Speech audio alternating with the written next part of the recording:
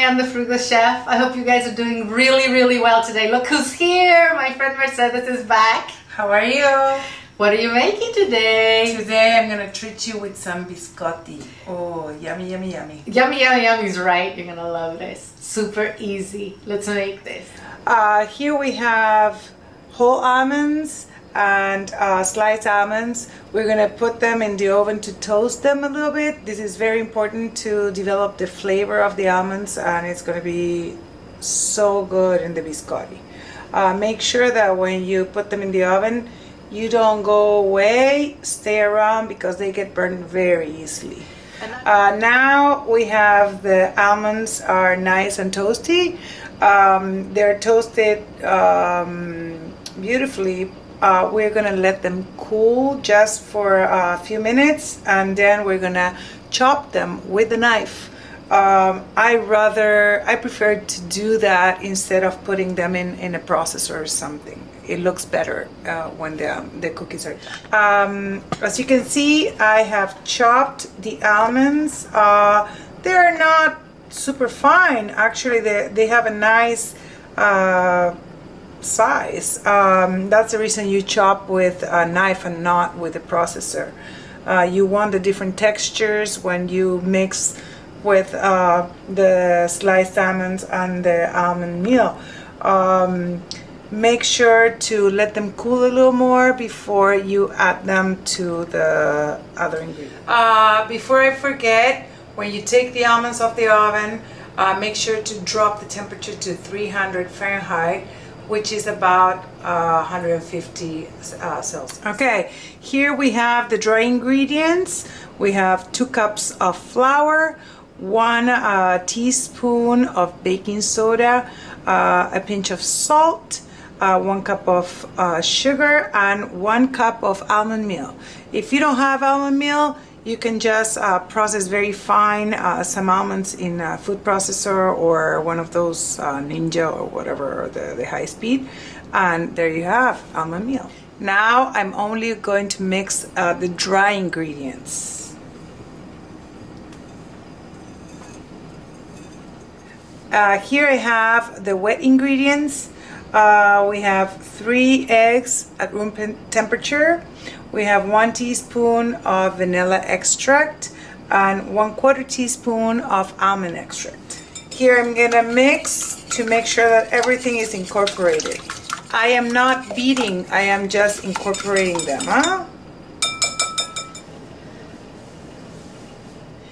Make sure not to beat the ingredients.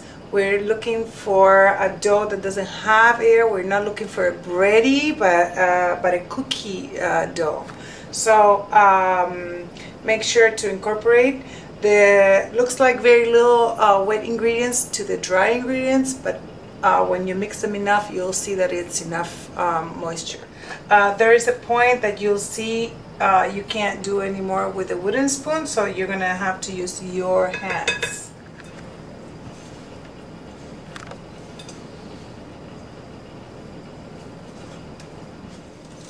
Make sure that you don't add extra flour. That's not what you need here. You have to just make sure that you incorporate everything, and then we'll form logs out of them.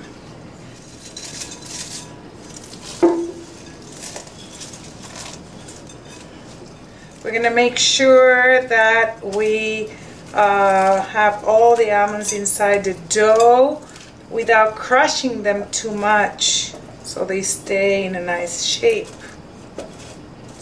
I have taken the dough out of the container that it was in, and I put it on a board.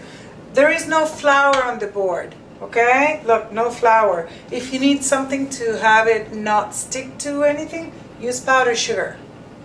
Powdered sugar, same as icing sugar or confectionr sugar. I like these cookies when they're finished to be the size of a finger. If you want them bigger, just do 1 log. If you want them the size of a finger, just do 2.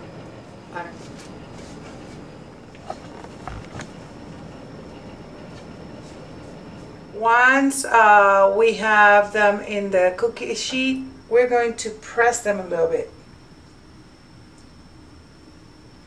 Now we're going to put on the top a little bit of powdered sugar.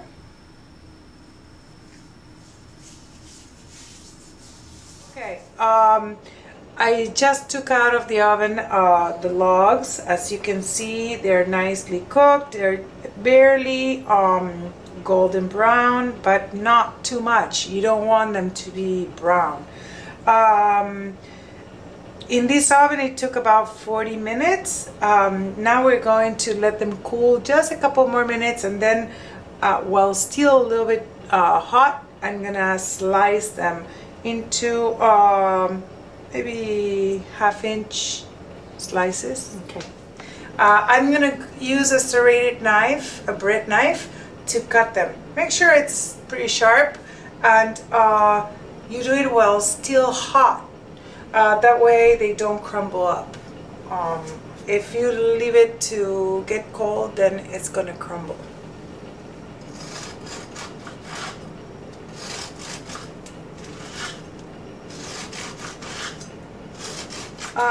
This is the perfect example of what I was telling you, the need of using a knife to chop the almonds. See how beautiful this one looks, like marble almost? Well, that's the reason of that is that we chop them by knife. Now we're going to put them in the oven. We're gonna put them for 20 minutes first, turn them, and we're gonna leave them 20 more minutes. We're just looking for them to dry out, not to get golden. So don't look for color now, you just look for the dryness of the cookie. It's gonna get crispier, and also when you store them, they're gonna have much better life. I just took them out of the oven for the first 20 minutes. We turn them around and we put them back for the next 20 minutes. We just took them out of the oven. Now we're gonna let them cool. Just remember, let them cool completely before you eat them. It's a much better experience.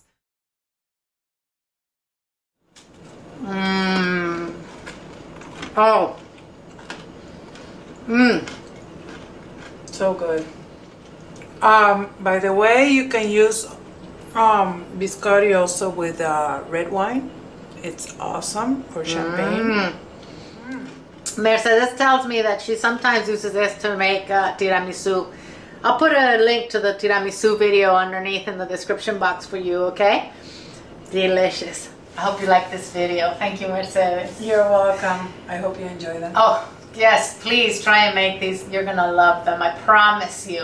If you haven't subbed, please make sure to sub, and a like and a share and a comment would be great. Thank you so much. I'll have this recipe on the website waiting for you guys to come and print it, okay? In the meantime, you well, without going broke. I'm gonna see you soon.